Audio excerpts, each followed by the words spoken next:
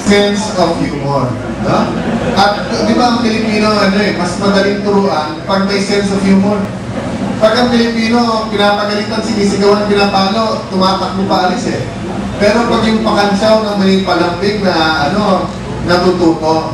So baka isang mission din natin sa prayer talaga ay matuto ang ating mga kababayan at mahinog sa issue. Okay ba sa atin yung nangyayari sa bansa? Yung putol balat, yung kahirapan? Yes or no? There's no middle ground, there's no na, sige bukas na natin ayusin yan. Hindi, hintay na lang natin 2010. It's yes or no. Do you want good government? Do you want righteousness in government? Bumaha ng dugo sa ating bansa. To prevent bloodshed, kinakailangan yung the most peaceful way ang ating i-explore. Kaya I'm very... Sabi nga ni Congressman Alan, nalulunod na eh. We need to really rescue, no? So, the Lord has been dealing with us, and this is the message of the Lord.